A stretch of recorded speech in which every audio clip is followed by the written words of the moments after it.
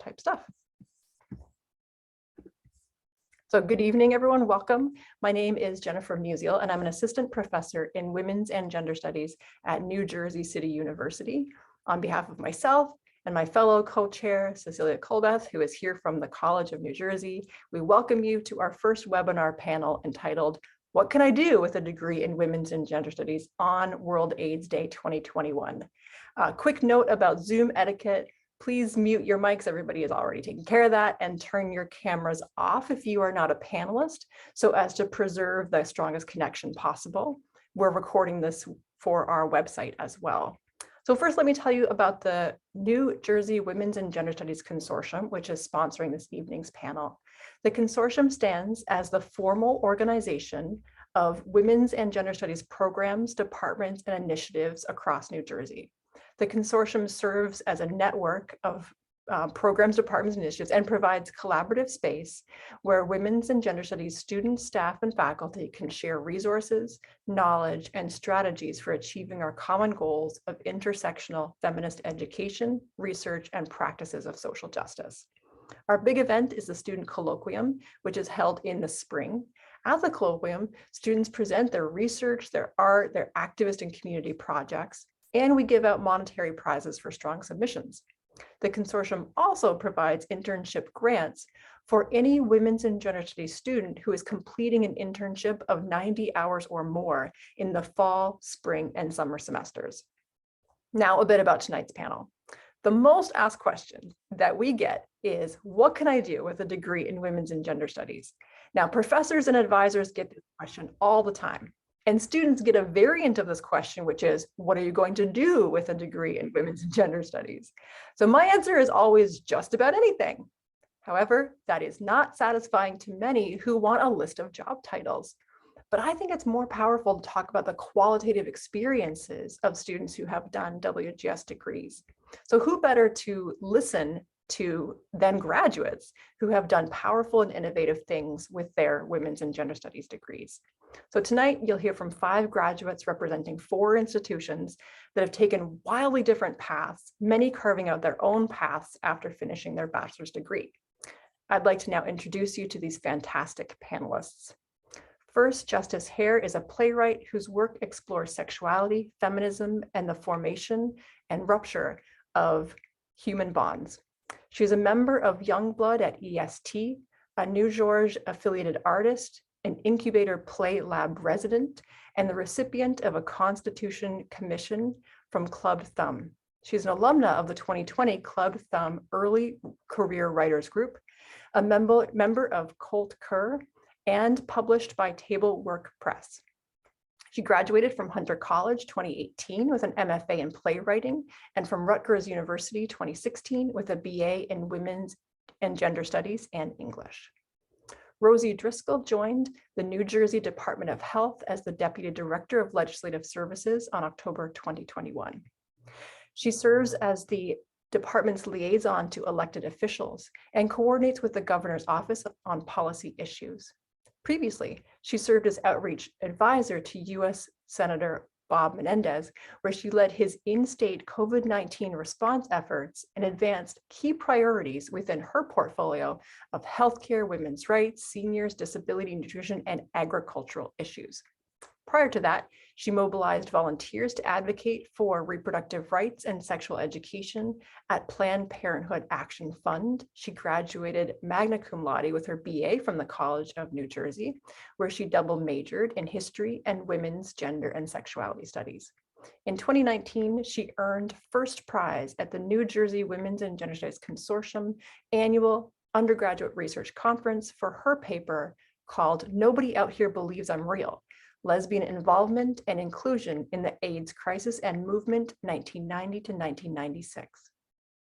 Our third panelist is Cameron Glover, who is a business coach, certified sex educator, and host of the Become a Six-Figure Sex Educator podcast. During her time in undergrad, she majored in literature with a concentration in creative writing and minored in women's gender and sexuality studies at Stockton University.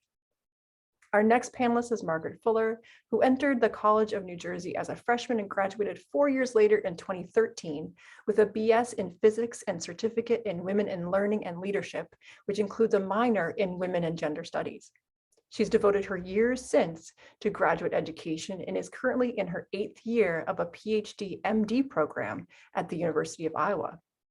Her PhD program is in the Department of Molecular Physiology and Biophysics, where she is working to better understand the mechanisms of opioids and cocaine in the brain.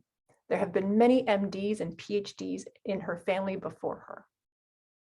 Next, we have Joyce Camille Monserrat Torres, who is 23 years old and was born in Caugas, Puerto Rico. After graduating high school in 2016, Joyce moved from Puerto Rico to New Jersey in hopes of finding a career that impassioned her.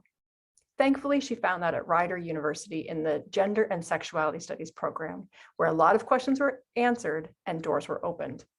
Today, she works as an advocate for victims and survivors of domestic and sexual violence and a case manager while completing a master's degree in social work at Rutgers University through their intensive weekend program.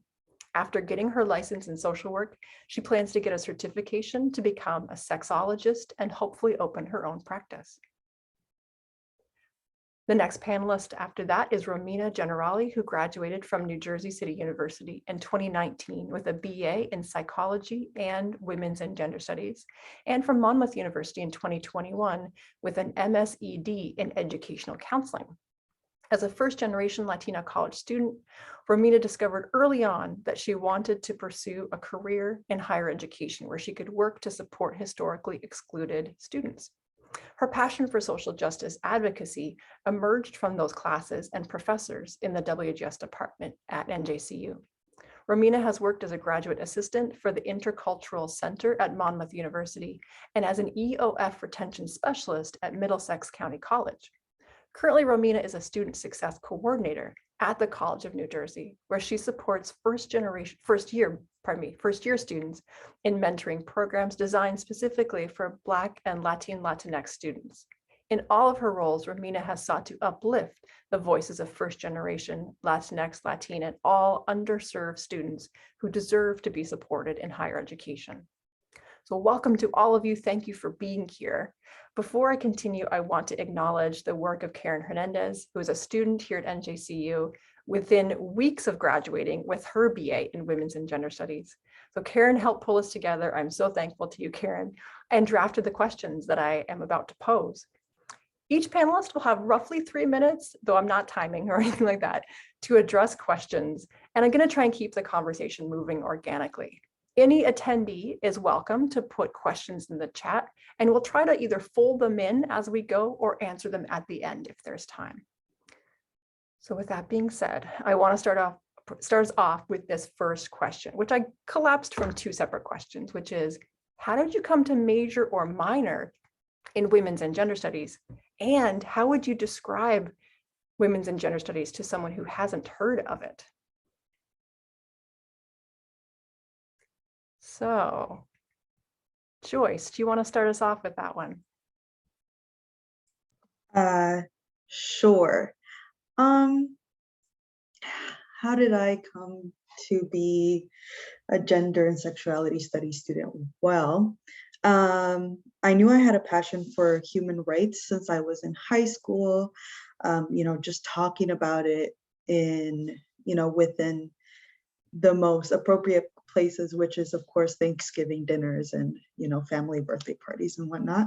And I could always feel like my blood boil and just how impassioned I felt. And so I thought this was definitely a path worth kind of exploring more. I just couldn't imagine a career in it. I couldn't see what I could possibly do with it. And in my family, all they wanted us to do was like either be a doctor or a lawyer. Those were the only sort of options. So I wasn't even thinking options in the realm of like gender and sexuality. I just knew that it was something that I really wanted to know more about. That was really it. But within that, Within that passion, I just wanted, just to know more, being able to educate others, being able to discover more myself, see what path I could make for myself. And that's how I ended up there. Thank you. Joyce. Romina, go ahead. Yeah, so hi everyone. I'm happy to be here tonight. For me, so I love that Joyce kind of already knew a little bit, at least it sounds like, about what she was interested in high school. For me, it was different the way that I went in being a psych major, which still, I finished as a psych and women and gender studies double major, but it was really the fact that an advisor put me in this intro course that was meant to be a general ed requirement. It was 101 telling women's lives. And so luckily I took that course. I do want to believe I would have found my way anyway into the major, but I took this course and I started realizing that so many of the personal experiences that I had as a Latina and also undocumented person in this country for many years actually had like names to them, and people and students and staff and researchers were talking about these things. And so among many reasons, that is one of the reasons I decided to be a woman and gender studies major. And then really quickly, I'll say, I think this is a hard question, but describing it to someone else, which I've had to do many, many times before, I usually just say that as a woman and gender studies major, I studied, the very complex history of oppression and justice, mainly in the US, but also other parts of the world, and that we really think about how intersecting identities really play a role in people's lives. And so I usually leave it there, but that is kind of what I tell people and students whenever I talk about the major. Cameron, what about yourself? What was your path to the minor at Stockton? Yeah, so hello everyone. Hi. I very similarly to Romina and Joyce, I also had a very clear idea when I got to Stockton. I knew that I was going to major in literature and that was that. And I'm very grateful for my advisor as well, because she was actually in the WIGS program and of course was like, well, I'm offering this class in the spring. Do you want to like come in? And I was like, yes. So that unintentionally led me to this journey that I never really conceptualized as like something I could actually study. Growing up, I feel like I always was aware of the ways that feminism and Blackness and queerness all kind of intersected within my own identity and also with those around me. But it never really occurred to me until undergrad that this was something that I could actually study and like really focus on. And I think that a lot of that has to do with, of course, our culture undermining these things, right? And having this perception that if you're in school, you have to be very serious and study like becoming a doctor or a lawyer, like something practical. And once I got to Stockton, I kind of like rejected that and threw it out the window, which was ultimately what was in service of my highest and greatest good. So I'm really grateful that I was able to explore that because it led me down the path of eventually becoming a sex educator and business coach as well. And essentially creating my own career of like creating my own path. So I feel like that if someone were to ask me to describe, what WIGS is to them, I feel like it is this exploration of self and also exploring the lineage of where we come from and those around us to understand ourselves better and to carve out a better future. So that's my answer.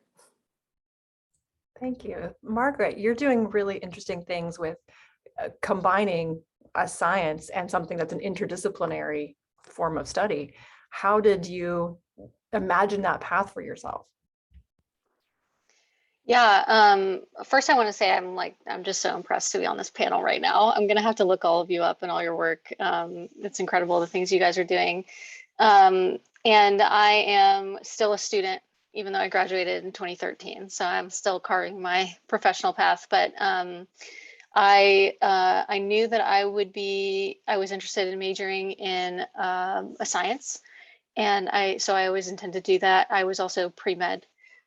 So I already had that figured out, but the courses were just too interesting, and the like campus activism was too interesting, and the Will program at TCNJ was just doing a lot of organizing that I wanted to be a part of. And so the organizing on campus, in addition to the academic work, was really kind of a match made in heaven for, you know, what I wanted to be involved in my undergrad years, especially with this fear that I would have to put it away and do science afterward. And that has not been the case. I would say everybody's done a really good job of defining women and gender studies. So I won't add too much, but I will say my experience has been that the education I got at TCNJ now is 10 years old, and a lot has changed in our world and in feminism and womanism and intersectional analysis, and a women and gender studies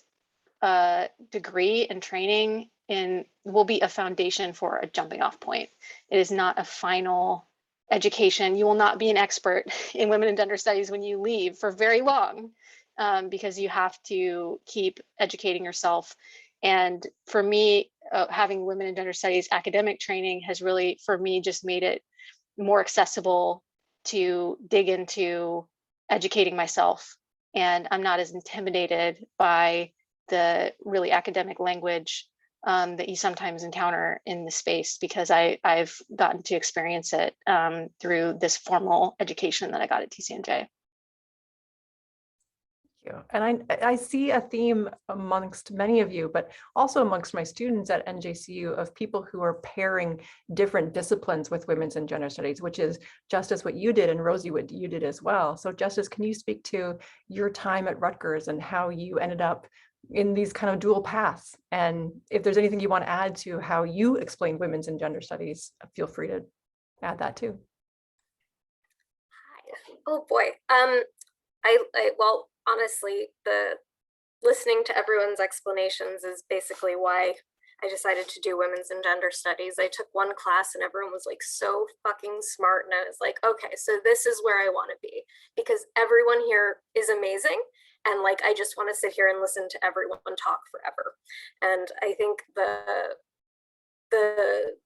thoughtfulness and the earnestness and the thoughtfulness of all of my professors and classmates and peers. I think, I mean, I loved Romina's explanation of the degree, which I think is often what I say, but I sometimes can be a little flippant when I say that women's and gender studies is a history degree, except history with its feet held to the fire. And I think that, I mean, that's what it is. It's a primer, right? It allows you to start unlearning all the things that you're going to have to be unlearning your whole life, so you can start learning the things that you do need to be learning your whole life, right? And like Margaret was saying, I agree. Like it's a beginning, it's a start, but it's such an important beginning. And I think of this all the time, a couple years out of school, 5 years out of undergrad, because there are so many people who I think are, that I see in the arts, being exposed to a lot of things that I took for granted as really commonplace and really important building blocks of education in an undergrad women's and gender studies setting. And the difference was I had support and professors and peers to help metabolize what I was learning, to dissolve my own defensiveness, to acknowledge harm, to build a vocabulary for addressing harm. And especially in the arts, that's a really important vocabulary to have. And, you know, just realizing how privileged and how grateful I am for having been around such wonderful people who were there for me, who enabled me to start this journey that I'm still on today. But yes, I'm a playwright, so like, you know, it's a career, and I had some experience before getting into women's and gender studies with being absolutely terrified that the thing that I loved more than anything in the world was the thing that was going to destroy me. And I think that, you know, I've always known that I wanted to be a storyteller. And it was in my women's and gender studies program, learning about people whose stories I thought were the most amazing I'd ever heard, that I realized, like, this is where, if you want to tell a good story, you need to know the best stories that are out there. And if you want to know the best stories that are out there, you need to go to the truth tellers, and the truth tellers are these departments, to me.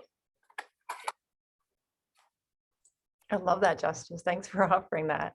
Rosie, likewise, you combined degrees in your time at TCNJ. So how did you end up doing that? And if there's anything, you want to add about how you explain or define women's and gender studies, we'd love to hear that too. Absolutely. So I was in middle and high school in what I think is now being called like the golden age of blogging.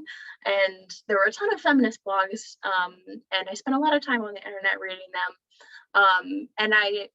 And then one day, a family friend gave me a Ms. magazine that had an article about women's and gender studies. I think I was probably a junior in high school, and I just felt like that was the moment when I knew, okay, well, this is clearly what I need to do. I don't know what I want to do with it, but this has to be, this has to be my future. This is what I want. And so one of the reasons I chose TCNJ was because they had one of the oldest programs in New Jersey. And as far as history goes, I think, as a lot of you have touched on, women's and gender studies and women's gender and sexuality studies and history pair really well together, because I think they really give you keys to unlock the world around you and the world that's come before you, so that you can understand how it came to be. And I think that no matter what you do with this degree, it's a critical skill, and that's, not to get ahead of myself, but that's what is going to be of use to you in a lot of ways in whatever you do. I think the way I would describe this major to someone who hasn't heard of it, it would be, take everything you've ever learned, turn it on its head, and you'll pull it apart in a way that will make you see yourself in the world in a way you've never seen before. And then you'll want to fix everything. And that's where you have to figure out how to navigate that. But yeah. Thanks everyone for sharing your WGS paths. Another theme that I heard in many of your stories, and that I've also seen with my own students, is that people fall into women's and gender studies. So they might not arrive on campus knowing there is anything called women's and gender studies, much less that you can major or minor in it, as well as now our growing sexuality studies programs. Romina spoke at the very top about getting in a class that you didn't know was going to turn you on to the field as much as it did. So were there classes that you took, or maybe one pivotal class that just was like this light bulb moment for you that you would be willing to share to the people who are here as participants?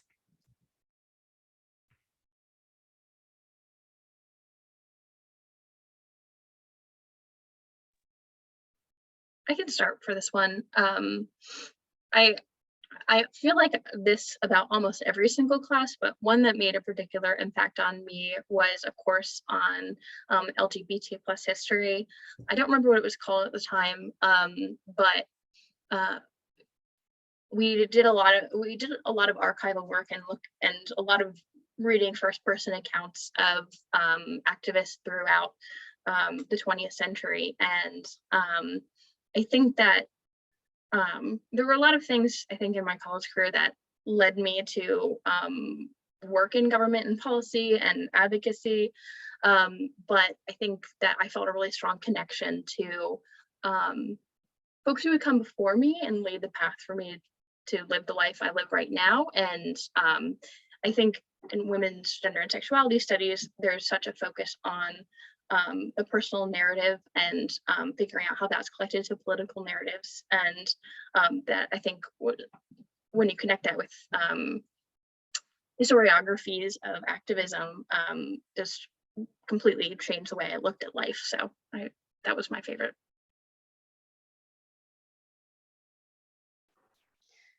I think for me it was Feminist Theories, because it was really hard and really challenging, and it really got me thinking. And it did that thing for me that I was referencing before, where after coming out of that class, I wasn't intimidated.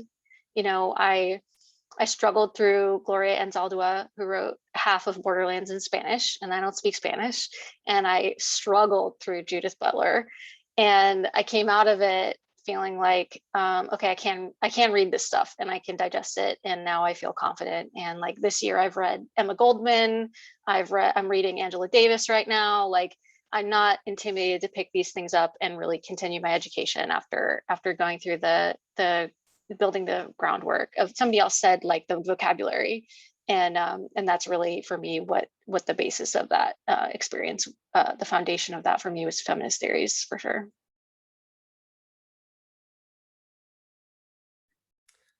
I know for me, a lot of the classes, I mean, every class was excellent and so important. A couple that jump out, I actually don't know this class, I don't remember, but the class that we read Angela Davis in, and talking about, you know, so many things in that class was impactful for me, because it was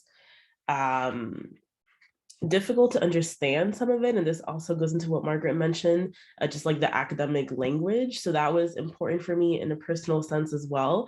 But then there was reproductive justice, actually, with Dr. Musial, which stands out to me for several reasons, most of them sad, but it was a hard class in terms of the material, the content we were learning about.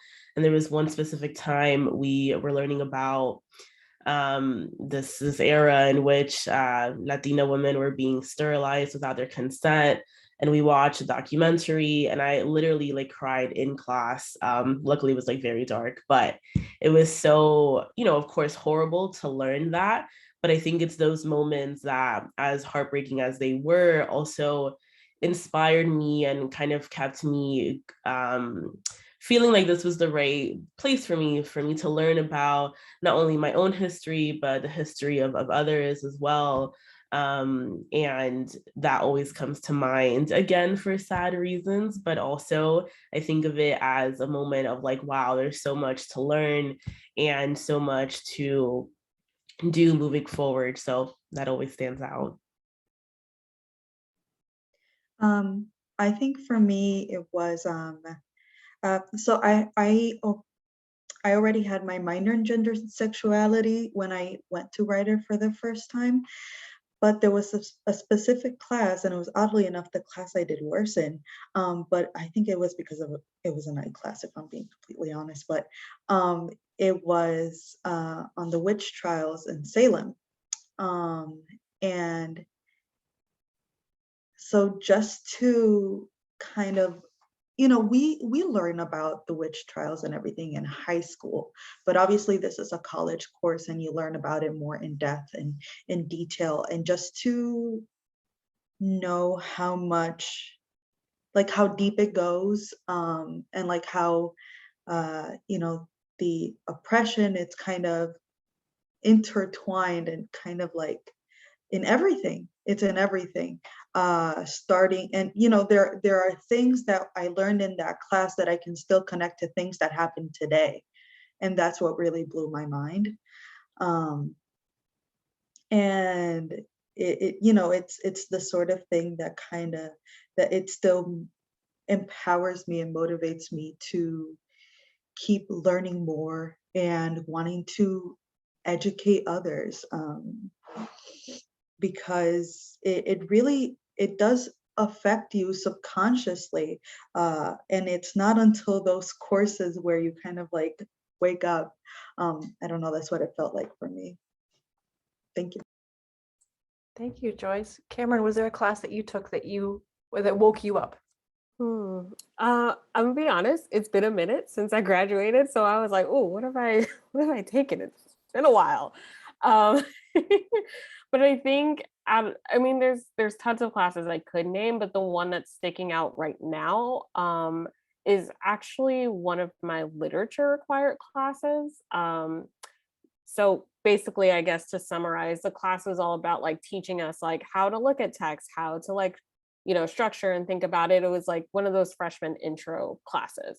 But the text that we actually use is why it stood out to me, because we actually studied for the entire semester Nella Larsen's Passing, which is like incredible. If you haven't read it, you should.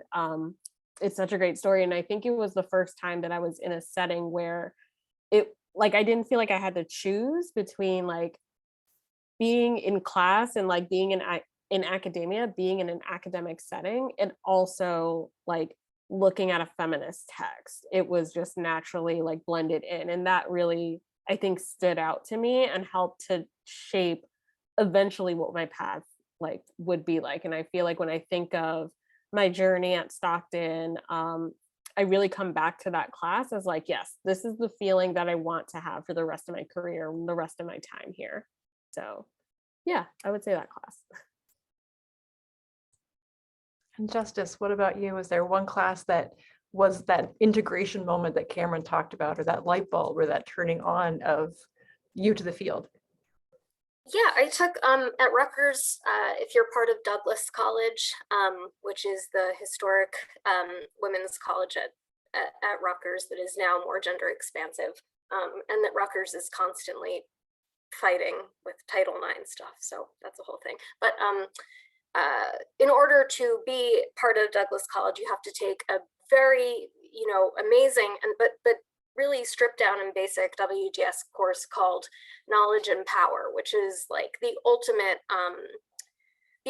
primer, right? And what's really amazing about this course is that a wide variety of people are asked to teach it, and there are so many sections, and so each syllabus is slightly different and brings the perspective and expertise of the person teaching it to the room. And I remember my professor was in STEM, which was totally like, it's the side of my brain I don't use, it was like, in some ways I was like, oh man, like I'm in this one.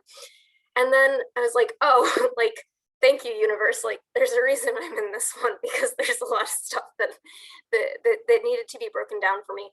I think that it was a really wonderful and safe place to start learning how to have really difficult conversations, and one where it was the class when I knew I wanted to do women's and gender studies, and it was the class where I realized, and I think this is maybe part of the reason for that, was like, oh, like if I want to be a person I respect, if I want to do work, in this world, if I want to move through this world in the way that I feel in this class, I have a lot of work to do. Like, so what do I need to study to do that? And the answer became really clear really quickly. It's like, oh, like this is the type of space that is going to hold you to account. This is the place that is going to pull you forward while you push as well. So I think that class, being exposed to a wide variety of like really introductory, like critical race and feminist theory, like a smattering of readings to be like, oh, like there is so much here that I need to learn. Like this needs to be a priority for me. And I credit the program and my professor for being able to say like, yes, it's going to be really hard to learn about all of these really painful legacies, but we must do it, and we must do it together, like with dignity and like compassion and thoughtfulness.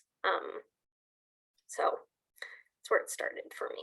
Also, Ethel Brooks, who is a professor at Rutgers, who I took many courses with, I think is absolutely excellent. She's one of she was part of the commission to officially get the United States to recognize the Roma as victims of the Holocaust under President Obama, and does just amazing work. And so just being in her presence, being in the presence of someone who so clearly knew what they were doing and did what they did with such amazing intellect and ability was a real gift. I love hearing about all of these moments, these light bulb moments that really got you excited about the field, and hearing, how you define women's and gender studies and what your entryway in was. And now I want to switch gears to talk about the exit ramps, or what happened when you graduated. a lot of conversations that I have with women's and gender studies students and potential students is what am I going to do with this degree? But also, I guess I try and reframe that a lot by saying, do you want to know what your first job is going to be or what your fourth job is going to be? Because you often don't know what your path is going to be until you're in a career and then you're like, oh, I like this, I don't like this. And maybe you meet a mentor that shapes you in a different direction. We just don't really know where our life is going to go. But maybe some of you did. So, maybe some of you are on the path that you knew you were going to be on and you intentionally plotted along the way. So I guess I'm also curious to know, when you graduated with your degree, whether it was a major or minor in the field, did you know where you wanted to go? How did you end up where you are now? Was there a clear path, or did you hit a lot of different, twists and turns along the way, rather? Cameron, do you mind starting? Did you know you wanted to be a sex educator and a podcast host and a business coach? I was so excited. I was like, let me try to get in first. I had no idea at all that I was going to be a sex educator, a business coach, a podcaster, all those things. I actually thought I was going to be an English professor, but very close to graduation, I was like, you know what, let's try something else out. And when I look back on it, I feel like the course of my career has been a bunch of happy accidents, but also me strengthening the like self-trust that I have in myself of like, no, I'm being called to take this path for a reason. Even if I don't know anything about it, even if I'm just curious about it, giving myself permission to lean into that curiosity has helped me to take these steps into carving out my career now. And it's funny, I was in an interview recently and I said something along the lines of, it never occurred to me to have like imposter syndrome about carving out my own path. I always just assumed that, well, if I desire to have this thing or to do something, that my desire, my conviction is all like the permission that I need. And I think that really is like fundamentally at the core of like what my journey has been like, but also how much being in the WIGS program and being in spaces where I was able to lean in and cultivate that and to work on that self-trust helped to build that belief up in myself. So it wasn't like I just decided that I was going to like have it all figured out or anything. I only knew bits and pieces of my own individual path. But when I think about what makes it so powerful for me, it always comes back to that belief and that knowing and that trusting that if I desire to do this thing, whatever that may look like, I can lean into that and trust it because I'm having it for a reason and things will work out. So, yeah. And thanks for starting with that, Cameron, because I also had absolutely no idea what I was gonna do, except I had that feeling of like what I knew what I wanted it to feel like, but I didn't know what it looked like. If that makes any sense. I had absolutely no idea. I came to writer being a bio major. And then I switched to sociology with a minor in gender and sexuality, but I always had gender and sexuality because I knew that was the feeling I saw in my future.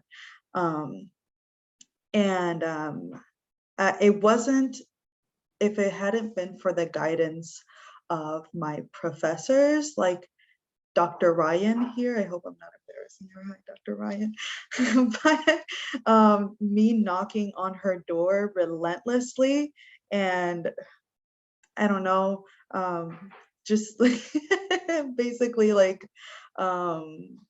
what's the word? Harassing her to help me.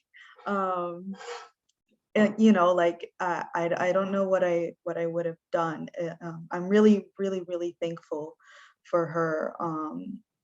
And the only reason I ended up on the path that I'm on is because of professors like her. And then trying to find a position in something that impassioned me, like helping victims of sexual violence and domestic violence, I didn't even know jobs like that existed. I literally looked up on Google sexual violence helper, sexual violence organization, sexual violence, just keywords to see what would pop up. And eventually, confidential sexual violence advocate and outreach worker popped up, bilingual one. And I'm like, I am bilingual. So I applied, and that's how it happened.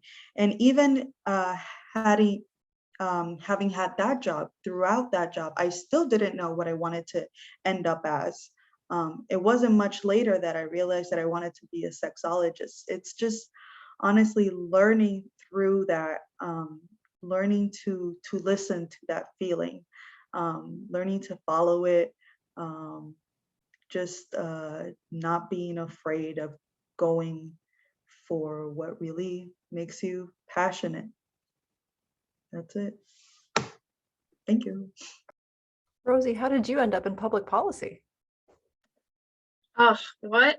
So I'll backtrack and say, when I started in WGS, I thought I was going to go to law school.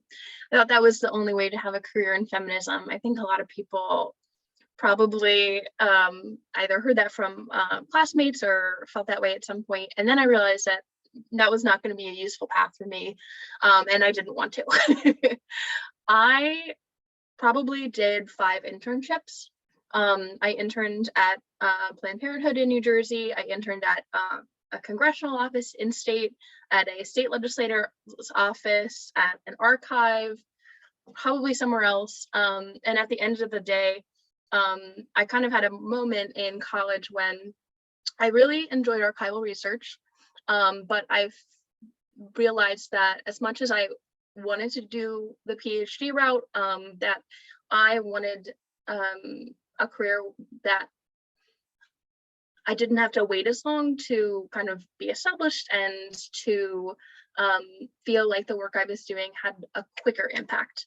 And there's a lot of opportunities for that in politics. And I think what I saw was that there was a need for people who had the lens of the kind of outlook that WGS will give you on the world at the state level.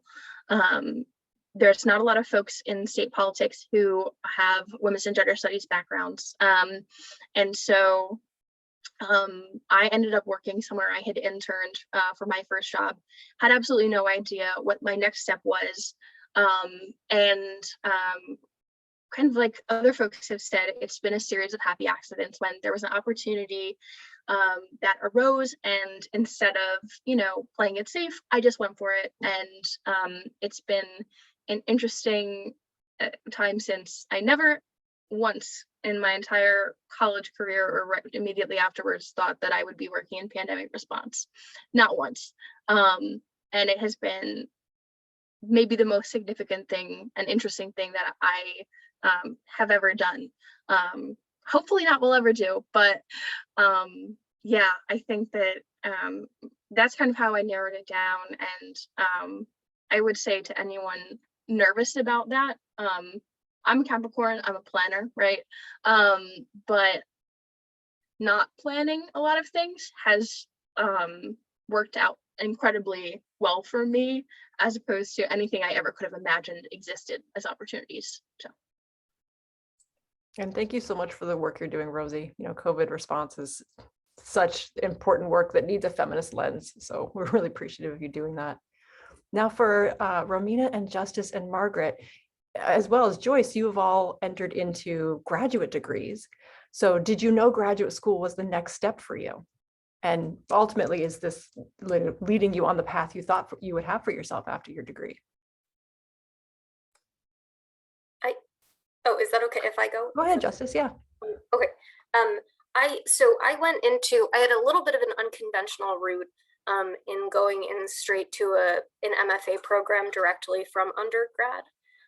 So I transitioned from, undergraduate classes at Rutgers. We had one playwriting class, and that was it. And so going from that and having to like construct my own, you know, how am I going to do this, to going to a place where, you know, like living, breathing, like we are going to write plays, was a huge like shift.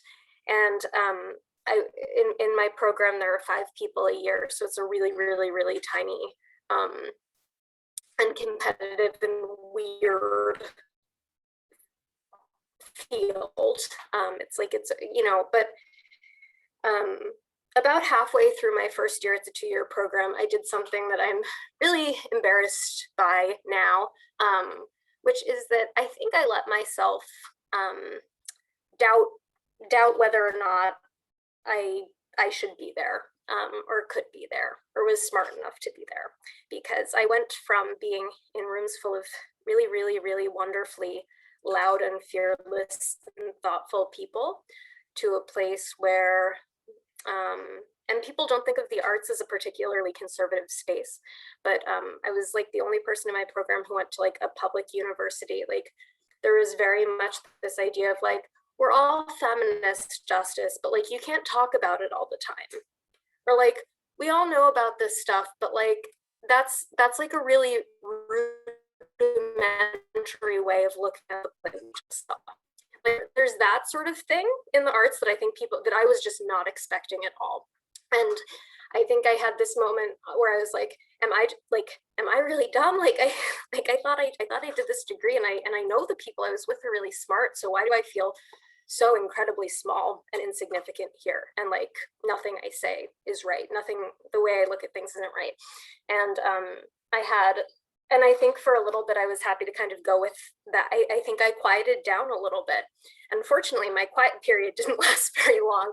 I had a wonderful professor who, interestingly, my way back into finding my voice as a playwright actually came directly from women's and gender studies, because I decided to write for my thesis play a play about misogyny and racism in Rutgers fraternities. I said, you know, if this is who you think I am, if this is, you know, like crazy justice who comes from Rutgers, like, I'm gonna do it up. Like, let's do it. Like, I'm gonna tell you about the thing that was my life, right? Like that I can share. And I think that impulse of like, I'm gonna get like, every good ritual needs a sacrifice. Somebody has to put their blood on the altar first. Somebody needs to clip off a lock of hair. It's like, why shouldn't it be me? Like, let's go. And so ultimately, in getting feedback from that, I got a lot of, you know, it's a really like, it's a very sexual and like a very explicit play. And I remember shutting down one day through we give notes to everyone at the end of reading their plays. And my professor pulled me aside, who I think had seen that I seemed subdued. And he was like, he's like, yeah. He said, so I can see that, he said, you're pretending you're not as smart as you are. He's like, and that's a really bad idea. Why are you doing that? He's like, I know you're smart. Like, don't sit there like that. Why are you, you know? And it was like one of, you know, it was a horrifying moment in the moment. I was very upset. But it was a moment where I was invited back to myself in a way that I didn't totally realize that I needed. And saying, just because people aren't engaging with theater, just because the theater makers I'm with aren't talking the way that I'm talking, does not mean that I'm wrong. And allowing myself to learn to be more aggressive and bold and turn into the wild woman that I am today, who writes a lot of plays about sex and a lot of plays about class, and unapologetically. But I think I had to go from being an undergraduate in like a really warm, wonderful program of people to a totally different place to sort of sharpen my own teeth and be like, no, this is who I am, and you're gonna have to get used to it, because I also belong here.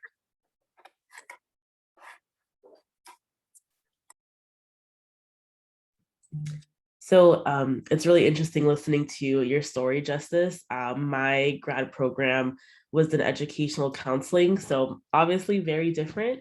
But to summarize, I had a similar experience of coming from NJCU and what I consider to be my community, and NJCU is a Hispanic serving institution, to going to Monmouth, which is a PWI, and very different. And I think that's a story for another day. But really quickly, I'll say to answer the question, I am also more than happy to talk to anyone who's interested in counseling and or education. But knowing I was going to graduate school for counseling and knowing that I wanted to work with college students as kind of the population within counseling, and I'm not a counselor yet, really stemmed from women and gender studies. And so I'm really thankful that that was one of my majors in addition to just psychology,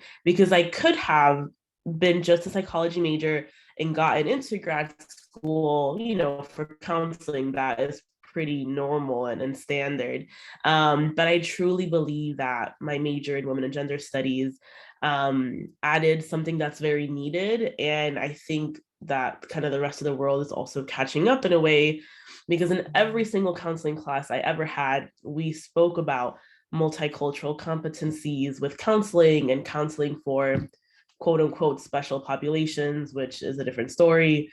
But, you know, we're talking more and more about how do we, whether in counseling or even in education, which is kind of my primary field, how do we also work with students or clients from different backgrounds and knowing their identities and how they intersect to affect their lived experiences. So I wouldn't have known as much as I know, at least, because I do have my own personal experiences, but my women and gender studies undergrad degree paved the way for grad school to make even more sense for me and for where I am now, which is at TCNJ, working with a mentoring program that's specifically for Black and Latinx students.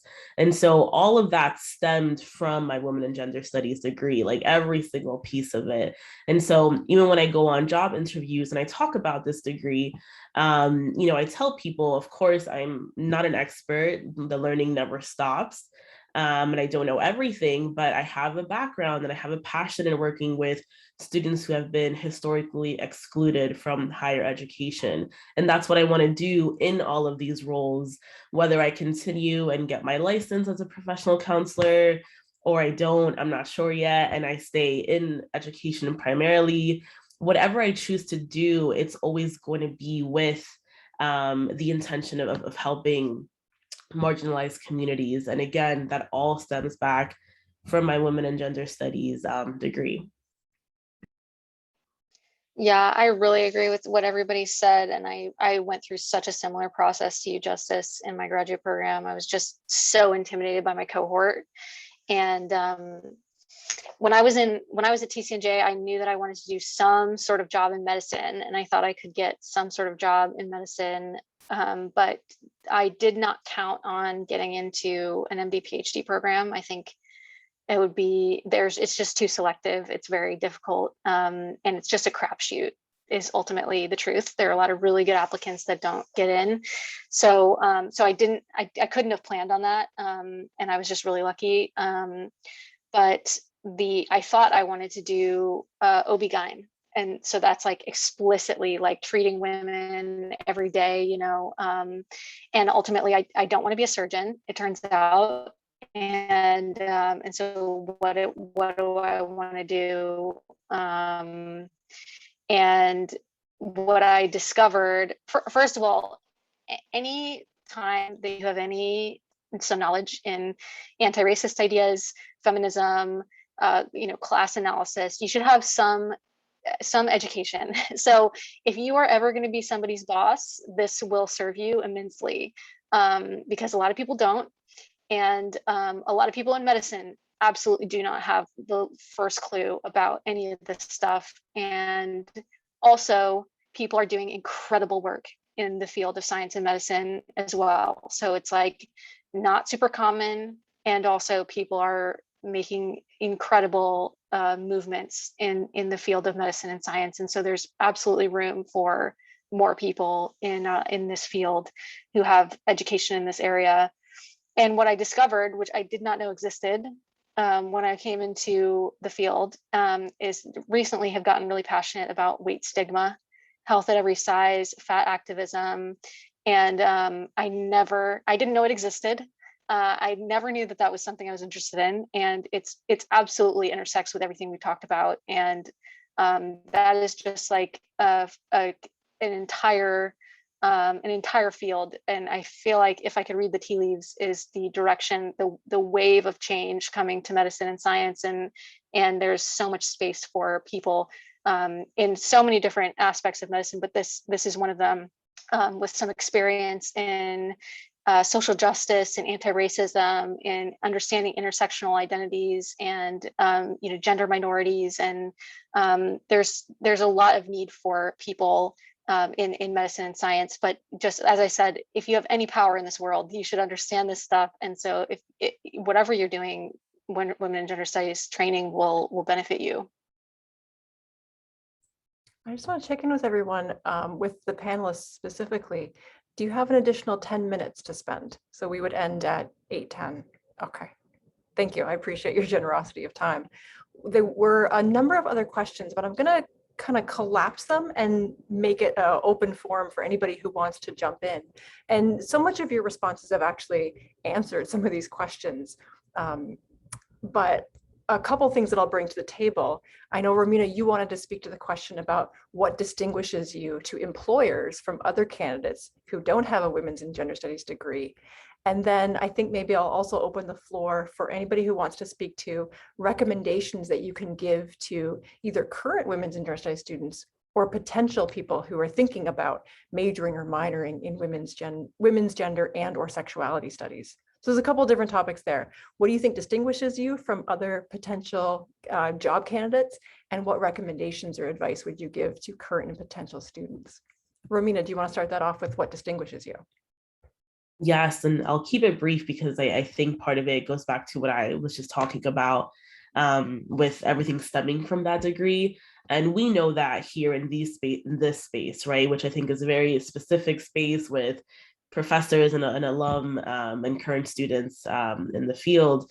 But when we're talking to employers, people kind of on the other side of it, what I will say is, please be encouraged, and I know it's not easy, but empowered to tell your own story as well, and then bring in those key takeaways from this degree, from this field. We believe in intersectionality and anti-racism and just empowering people, right? And so, for your specific fields, like kind of what makes sense and the vocab to use. But I would empower you to do that. And I recognize that this is a privilege, but I will also say that if you are in a job interview where you're saying some of these things, and maybe you're saying how you are passionate about working with, students from excluded communities or victims of abuse, and for whatever reason, the people on the other side are not into it, that's not a great place to work. And I know that's a privilege. So if you can, though, I encourage you to be in job interviews where those people already know some of these things and are welcoming you to the table to help their company or the program or the office expand upon some of these things that we believe in here in this space, that we need to then, take on to kind of the rest of the world. So again, I'm happy to talk to anyone kind of after this, any current students or anyone, but I encourage you to try to find companies that align with your moral values, for sure. Romina, I'm so glad you said that, because it really is so important to find a company that aligns with like what your morals are, because you're representing this company, and it's so important to have that allyship so that you don't compromise yourself, right? So definitely agree 100%. And while I was looking for a job after I graduated writer, that was one of the most important things for me. Along a long list, because I also didn't know what to look for, but just making sure that I find someone that kind of has like prioritizes wanting to help marginalized communities.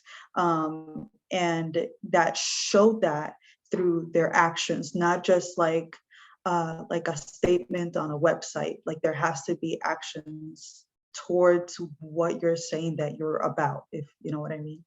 So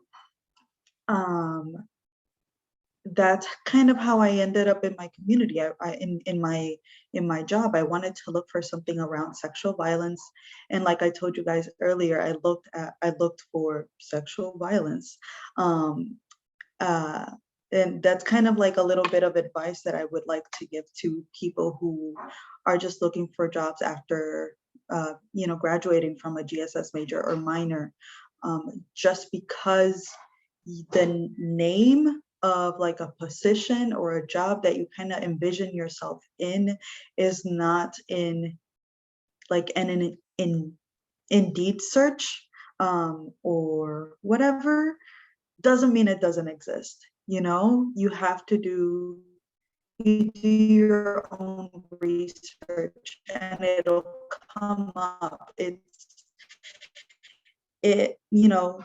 One of the main things that GSS teaches you and misogynoir, and all of those things are so important today in every company, and no matter what what you want to focus on, if it's in business, if it's in sports, if it's in medicine, if it's in law, anything you can think of, you need intersectionality. People need your understanding of how gender, class, sex, gender orientation, sexuality, all of those things, how those things combine to form the beautiful puzzle pieces that humans are.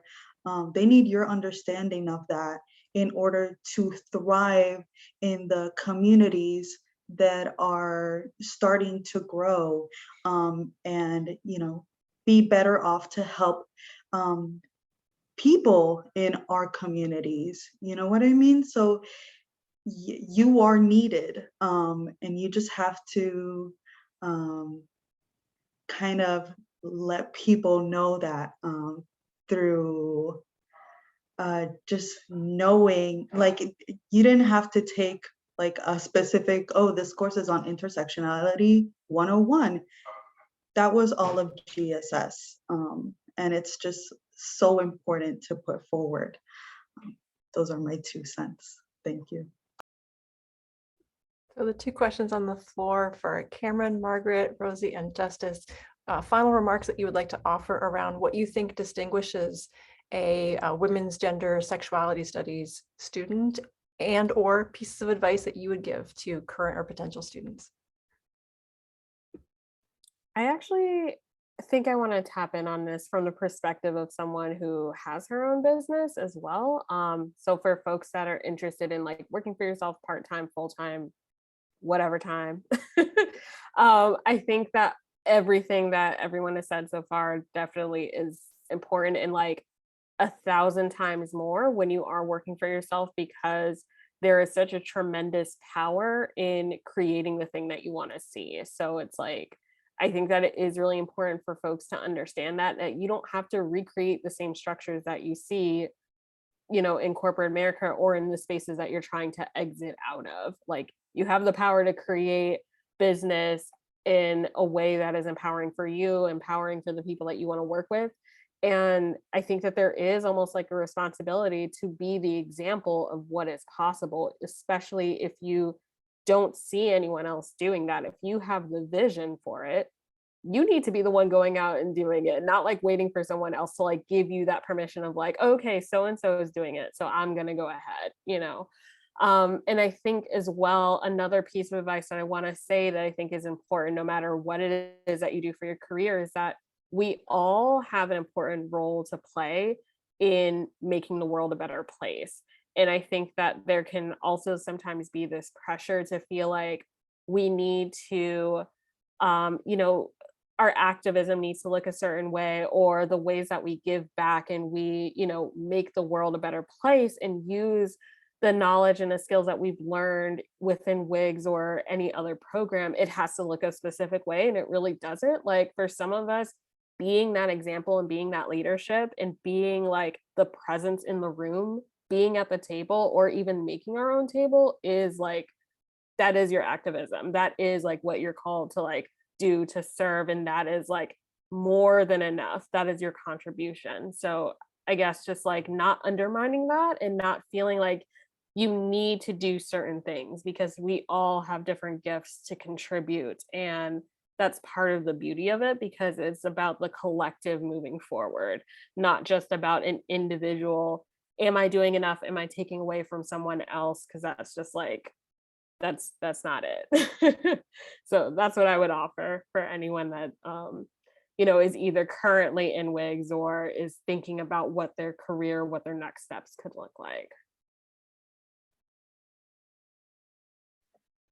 I think from my perspective, I'm going to kind of answer this in two ways. So I'll start with the perspective of, you know, you're talking to a potential employer who you think might be a little, I'll say tentative about the idea of a women's and gender and sexuality studies major.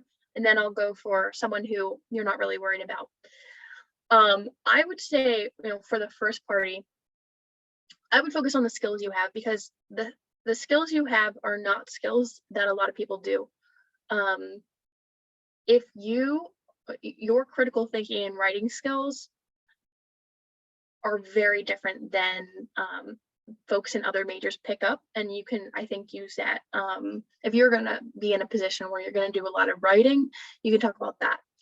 If you've probably done some level of organizing, that means you can lead teams and you can execute logistics. Those are skills that you can take into almost every field.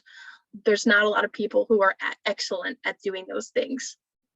From the perspective of folks who you think are, you know, more open to the idea of women's and gender and sexuality studies majors, I would think about, you know, what need do they have that you would be fulfilling if you're with them. In my field, a lot of times, like, let's just take the state legislature, for example. The way they split up assignments is oftentimes in committees, and there's a women's and children's committee. Maybe they need maybe the person they have staffing that committee never took a WGS class, is frankly a straight white guy who just did it because someone needed to do it, and doesn't really have the eye to look at policy in a way to pick it apart and identify if it's actually addressing disparities, right? Think about what they need and how you could fit that need, and then talk about your major and what you learned in it in a way that connects to what you think they need, even if they haven't asked you to do that. When it comes to recommendations for students, I would just say, I'm sure that you're at a point in your college career where you're hearing the word networking a lot. I don't really like the word networking, but I do love making friends. Get to know and stay in touch with as many people as you can from college, from the experiences that you outside of college that you do while you're there. Almost everybody I ever interned for or with, or who interned for me, I've interacted with again. It's probably because I went to a state college and I'm working that state.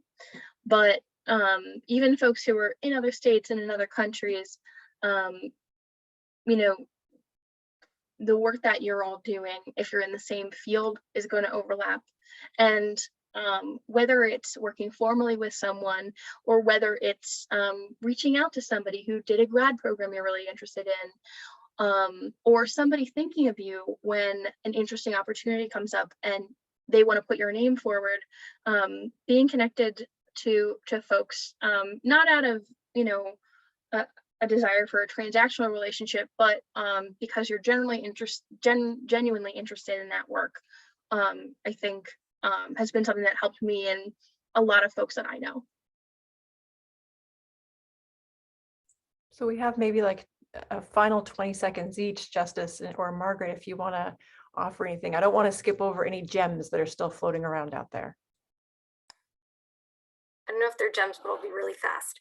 I think this entire discipline exists because of people doing wild, unthinkable, bold, and fearless things. And the best way that you can use this degree is doing something completely unheard of or strange. And if no one else has done it, so much the better. You know, I think that's the best way to pay tribute to the WGS scholars who have come before you, is like, just do your thing and trust that people will, I love what Cameron said, and trust that people will respect you for it, for walking your own path and like being who you are.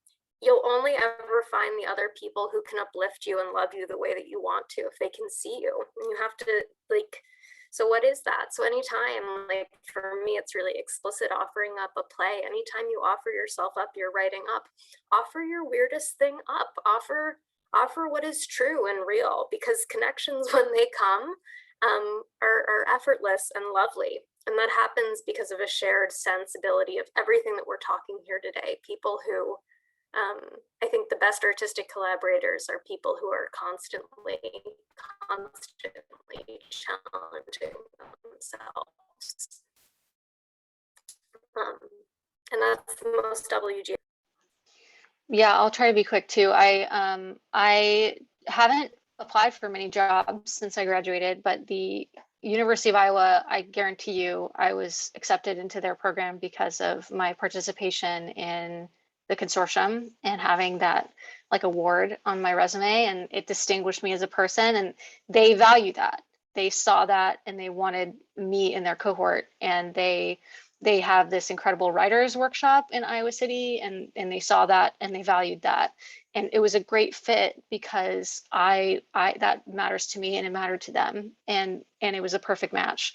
And my lab that I work in, I don't think my boss knew this about me. I don't know that he fully read my resume, but I will say that after 5 years of working with him, Black Lives Matter happened last summer. And after he was really trying to understand, as a person with no background in this at all, he called me to talk about it, because I was a person who seemed to be following it, seemed to know a little bit about what was going on. And I got to explain some things to him and help him digest. We had multiple conversations. So it's clear that that is something that he values in me as an employee, even if it doesn't always inform how I approach molecular biology as I've grown in my place in my team and as I've applied to prestigious programs.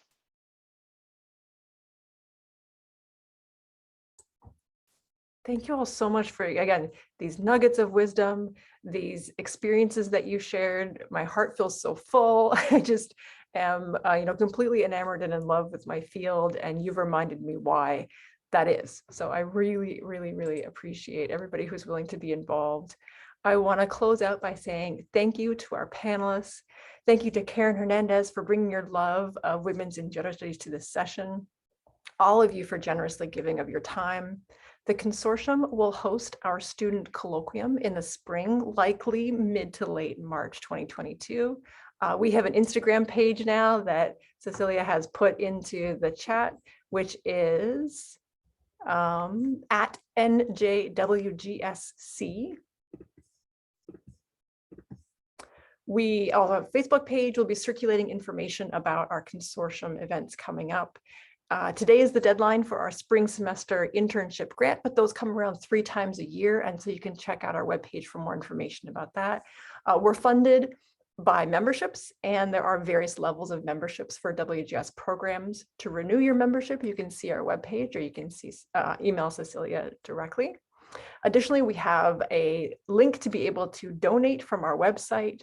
Our funding supports students in the form of essay prizes and internship grants. So anything that's donated goes back into students' pockets, and truly every little bit helps, even if it's $5 to $10. If you want to know more about the consortium, you can find us on our social media pages, on our main webpage itself, or you can reach out to us at njwgsconsortium@gmail.com, which is all one phrase. And for our panelists, thank you so much. You're sharing in the chat ways to get in touch with you, where to find you. Is there anything that you'd like to promote or offer vocally as a way for people to find, follow, or support you? I'll just chime in. If folks are curious about the sex education field, I focus on business coaching. So if you're curious about that, you can listen to my podcast, Become a Six-Figure Sex Educator. It's on all the platforms, I'm pretty sure. And I'm also pretty easy to find online. All my stuff is under the Cameron Glover. So.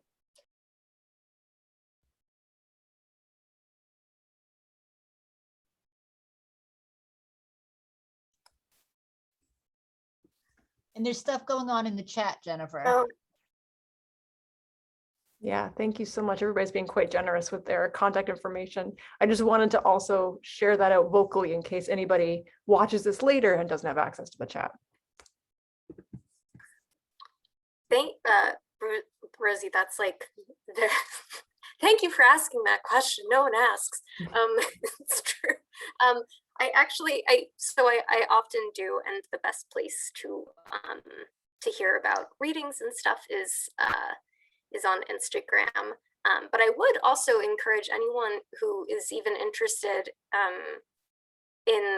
in theater or trying out writing. Applications are open for Youngblood, which is a writers group for writers under 30 that I'm in right now. You don't need to have any formal or specific experience. It's quite sufficient to be interested in telling stories in that way. I just want to say, if anyone is interested in doing that, if anyone is interested in trying that, please let me know. I'm always happy to, it's such a weird field, and I'm always happy to share resources. Thank you for offering that. As we package this together, I mentioned to all our panelists that we will be sort of pulling out little sound bites of nuggets of wisdom that you have shared and things inspirational that you have shared, and rolling that out on our Instagram pages with your photos that you shared with us. And if you're open to it, we'll also be tagging you or sharing ways that people can find and follow you so that they can do that after this event has ended. Thank you, everyone.